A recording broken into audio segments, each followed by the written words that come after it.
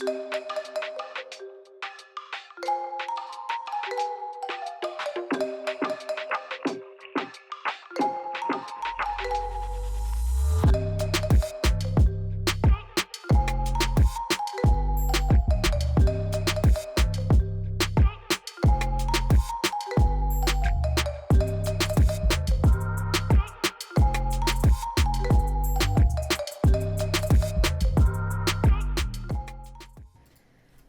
everyone, welcome back to my channel. Today I'm back with a brand new speed build, this time doing the brand new expansion, which is The Sims 4 Island Living.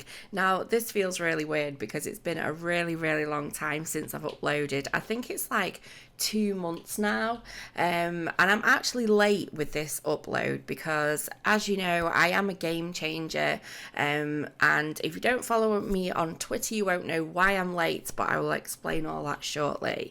So today I am back building, which is amazing, and this is literally, well, over sort of last week I started to kind of play around with The Sims again and have a little mess around doing a bit of building, and it all kind of felt really weird. And whenever I have a break from The Sims, and you know, whenever I don't upload, I literally don't play The Sims. You know, like I completely go cold turkey, and I've done it, you know, I've had breaks here and there before, and as many of you know, like when I take a break, I completely take a break. So I've not been on Twitter, I've not been, you know, within the Sims community as such. I've just kind of broken away because at the start of this year I was really quite poorly and it was like I was getting a cold every single month, and it was just getting ridiculous. And as a lot of you know, I've got a young family as well, so I decided to kind of take a break, concentrate on myself and my health and my family and things like that, and just try and get myself right. But what a great time to return for a brand new expansion. So I can't even tell you how excited I am for this, because this expansion is amazing. Now, as a game changer, although we do get early access, we don't really get an idea of what the Sims are working on as such. So it's just as much of a surprise for us as it is for you. And I was really surprised with this one because I think a lot of people out there, you know, I know lots of people have personal preference, but I know one of the big ones that people are looking for is The Sims 4, like some sort of university pack. And I honestly thought that maybe on the horizon, and I never expected Island Living. So when I heard it was going to be released, I was excited because I really love big, bright, sunny worlds, which kind of seems a bit strange considering for the longest time before we got seasons, that's all it actually was in The Sims, was just sunny. But I do really like, you know, kind of big, vibrant sort of colours, and, you know, it's just really nice to play in. So I was really excited to get stuck into this pack, and in all honesty, it was scheduled in. I was going to come back and do the early access videos and things like that, but unfortunately we had a real kind of traumatic turn of events happen over this week. So I can actually talk about it now, because even though it's so fresh, because thankfully my daughter's okay. I mean, if you follow me over on Twitter, you will have seen my status anyway, but for those of you that have anyway, I can give you an update now. My daughter, who's 9, had an accident last Sunday, and she fell off a friend's scooter at the park.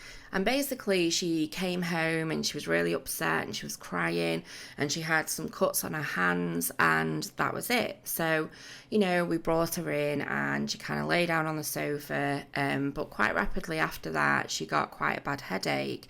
Now, we've recently just had a kind of a bit of a viral bug in the house, and a couple of us have had headaches and upset stomachs and things like that.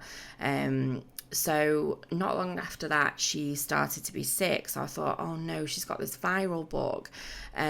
So, you know, I was really worried about her. We gave her some paracetamol, gave her some water, and she went to bed. So on the Monday, we decided to call in school and keep her at home. And on the Monday, she was kind of in and out of sleep. And I started to notice a couple of things that didn't seem quite right. And it's just the kind of things that you just pick up on as a mum, and you know your children really well. And I could just tell that something wasn't completely okay. And so I started to question whether she'd bumped her head. Only everybody that was with her, including herself, said that they didn't know or they didn't see.